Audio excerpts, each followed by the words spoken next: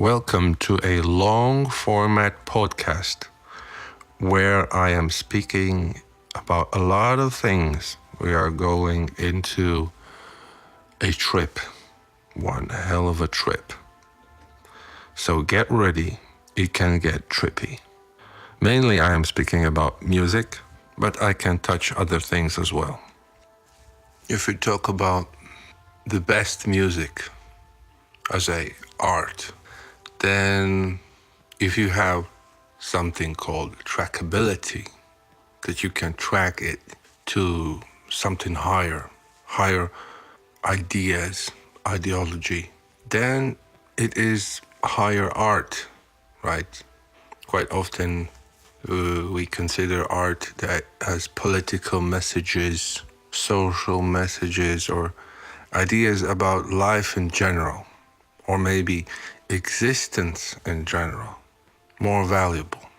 For example, if you create a painting that would describe your views, something very deep and fundamental about the world, and that would be your best work, the work that would share your greatest message, right? I mean, then the value of that picture wouldn't be just that it's pretty or that the technique is very good, the technical aspects, but the trackability, right?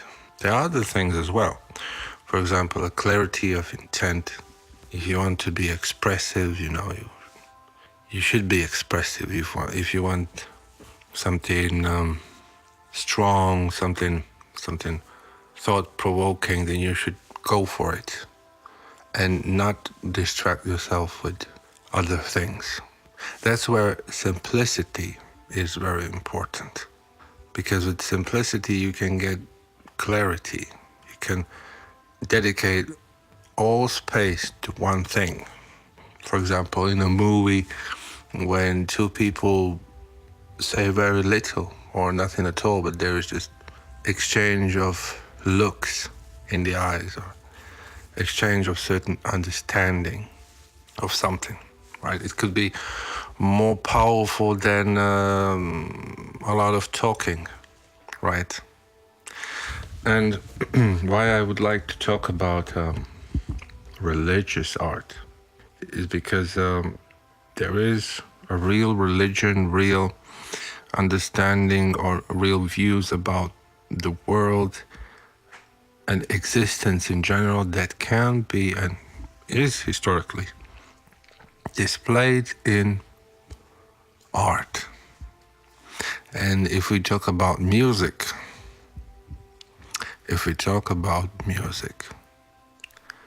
there are some music that's very competitive. I mean, the process, how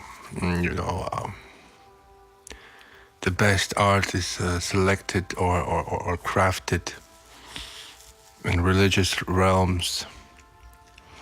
You need to be very careful and understand the religious content. I mean, you can't say something that would go against certain dogmas or certain teachings, right? And then if you are one of the greatest artists in religious music,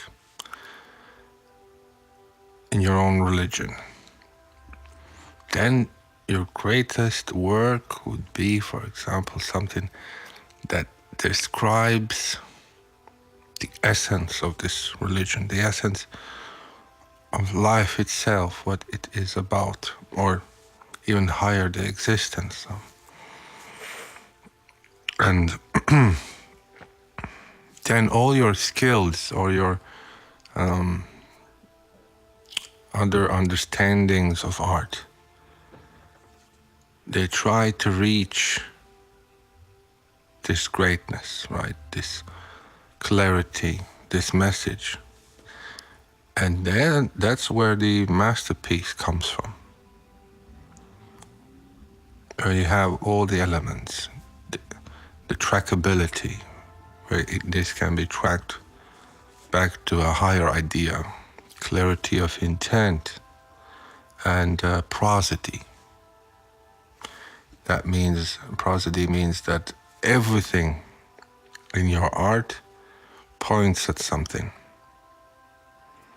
There aren't really random things, unless your art is about randomness, right?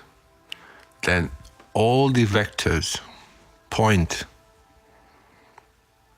at a single direction. And then it is a very special piece of art that can be considered as a masterpiece. It's something more than just a cool track, a track that sounds good or,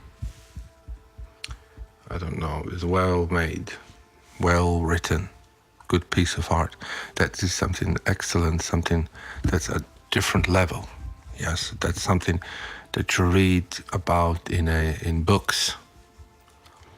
And that is something special and characteristically important about art, that it is about ideas. And whenever there is a shift in ideas, shift in thinking, those pieces of art that come with this shift, they are usually in the history books. For example, if you describe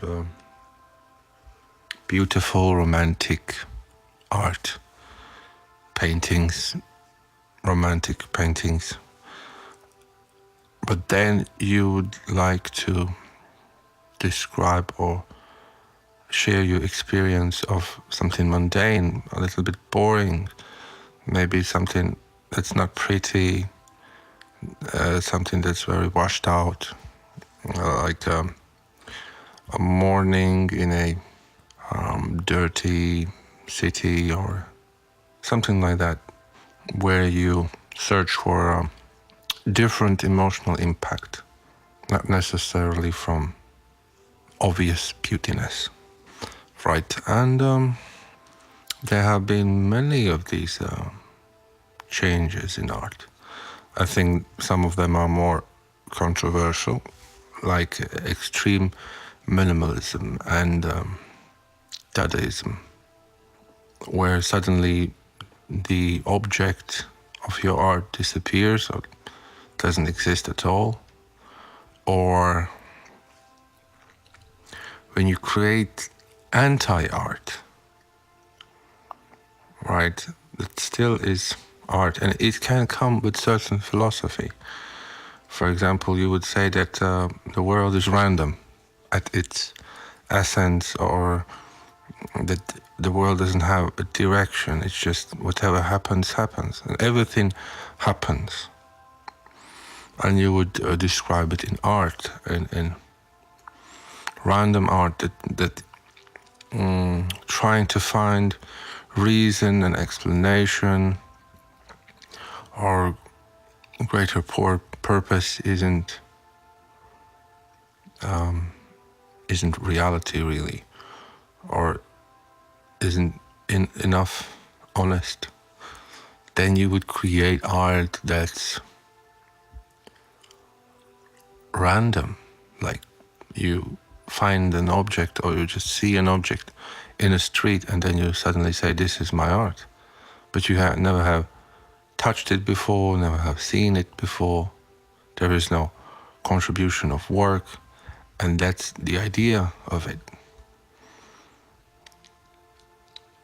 It's hard maybe for someone to instantaneously understand something like that, but it is nevertheless a powerful idea. But in music, we have, the practical side of music.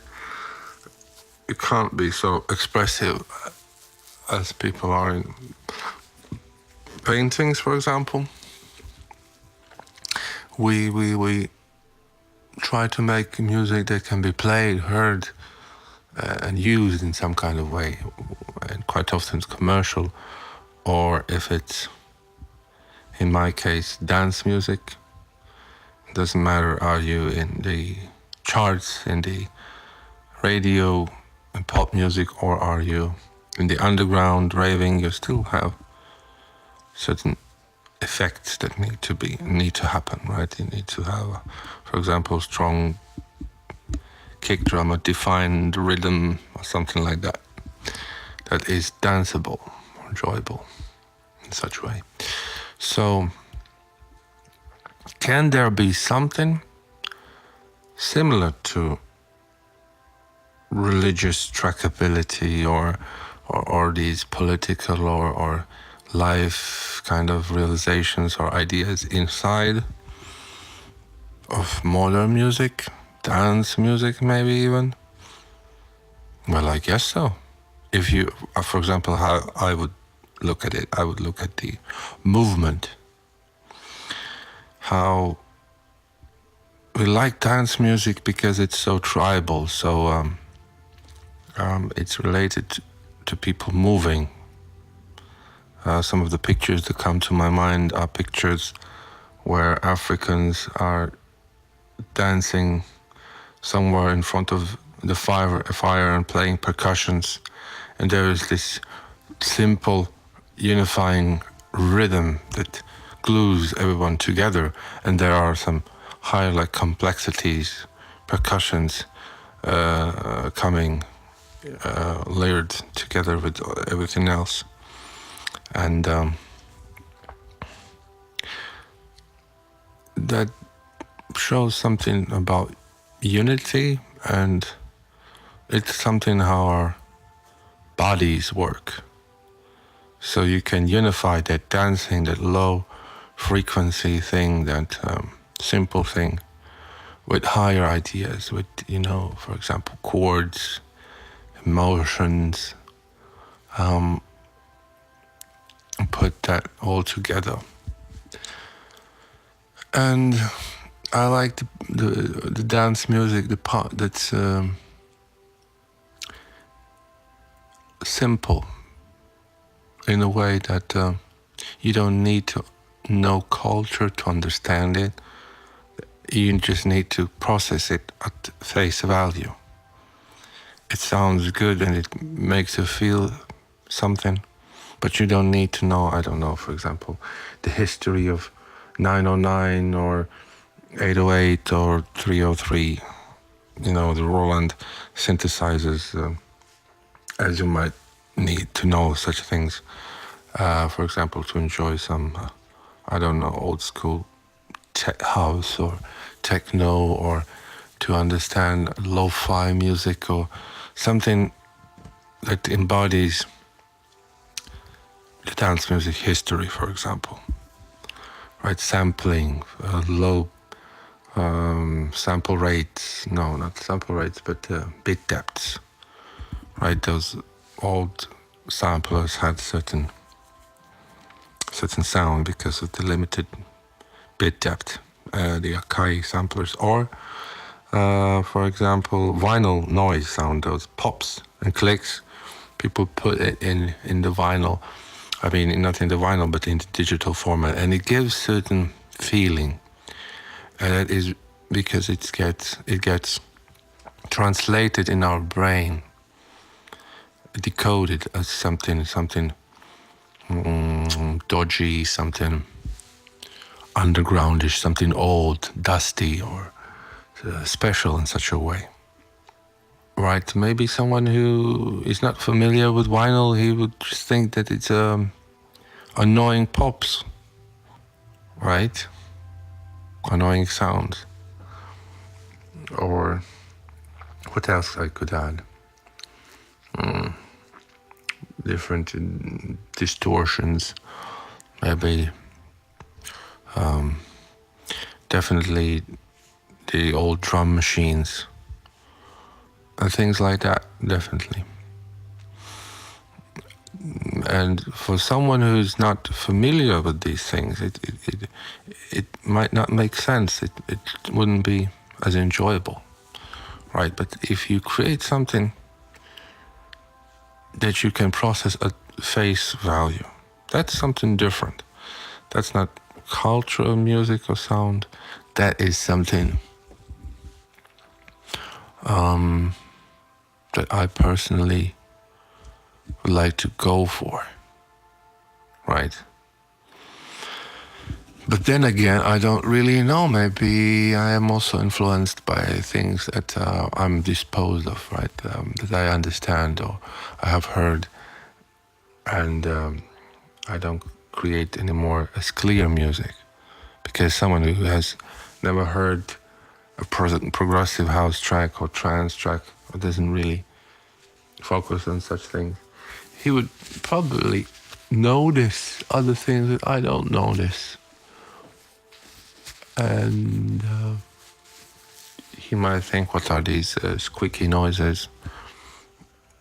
Or where are changes, right? So repetitive, right? Because not everyone focuses on the small changes in the music. Sometimes you ask a person, what's the bass line of your favorite track? And then he thinks, well, he doesn't even know that there are bass lines, or he hasn't noticed such things. He just feels music as this unibody thing, and he doesn't even notice the drum patterns or something like that. So it's something to keep in mind, that everyone decodes music in a different way. Right. And to come back to the original topic, the religious music, that is a clear place where the highest arts, the highest level of art can be achieved in the religious realm, or some political realm as well, in some life philosophy realm, or with these ideas. And then in the modern world, if we talk about, or if we think about science, can we have that thing into music? But what are the realizations of science? That everything has explanation, that everything is based on information, and maybe soon science will have like upgrades where consciousness also will be integrated more. But that, I don't know about that. People are quite skeptical of that happening anytime soon, but that would be needed. And let's say we take something like information, and that the world is infinite possibilities. In some kind of way, they all are. How you can translate it to music? Maybe you could make long build-ups, for example, that would describe the rise of complexity. Like, I forgot what was the physical formula. There was a theory how complexity is always increasing, right? For example, in the early stages of this space that we call universe, where all the matter that we see was more uniform, a lot more simpler. For example, a very long time ago, there were just a couple particles, no solid matter. And if you go back even more, there were probably even less forces. Right now, there are 4 forces and 12 particles of matter. Maybe there was 1 force and even no particles at all. That is plausible. You know, theories are developing. But you could take, for example, something simpler, something less organic, something cold, cold sounds like synths, let's say. We would use the cold additive synthesis, right? Less So we wouldn't have association with the warmth of subtractive synthesis, the complexity of subtractive synthesis. We'd have something bare bones, like not pads, but plugs, simple plugs with the not subtractive, but additive synthesis. And then things would start slowly get more and more complicated till it, for example, gets to the drop, and that would be, for example, I don't know, human life, for example. Then you would play chords, and you would have, I don't know, bittersweet feeling, where that's all the trills of human life and its complexity. And then it would disintegrate into not noise, but more complicated things, till they get to noise. I mean pure noise, like white noise. And then from this noise, you could get back to like a new universe, for example, different plugs, just differently sounding ones. And that would maybe describe also the highly probable multiverse, which is a fact that we have one set of laws of physics, right? Law of physics itself does not know where the laws of physics comes from. We're just thinking that there might be other fundamental constants of the world, I mean, of physics, and other universes. For example, in this space, we have a defined beginning of, let's say, time, and we know that we have 3 dimensions, 4 forces of nature, and 12 particles of matter. But, you know, the quarks and the leptons, the electrons that are leptons, force particles like the gluons and the bosons. What else? Oh, you get the idea, right? But then these constants can be tweaked, and there might be other universes. Well, there probably is more physics. There might be something else. There might be a way how this these possibilities, physical possibilities, are written down, like how they are laid out. Similarly, how fractals are laid down. There are small changes, but then they copy itself and somehow is distributed. From where all of this comes from, we can only guess. There are some theories. I have my own thoughts. I would say that it is related to consciousness, but the idea is that there probably are other universes that contain other laws of physics. More particles, less, and probably they are not stable, because in our world we are very blessed that we have stable particles. And of course, how could we not be blessed? How could we not have stable particles? Because then we wouldn't exist and we couldn't even ask these questions. So stable particles, and that can have some kind of mechanism, that is as complicated and as miraculous as life on Earth. We look at other planets and then we say, you know, it's a miracle that life somewhere can exist. And it's highly unlikely, but still the vastness of possibilities, the vastness of space says that it must exist, you know, because every possibility needs to be explored. And that's just how mathematics work, right? And here is life here, but then if we talk about particles, we might not have chemistry at all. if, for example, the electron wouldn't have certain properties, we simply wouldn't have chemistry. And there wouldn't be any solid matter. There might be only, radioactive stuff.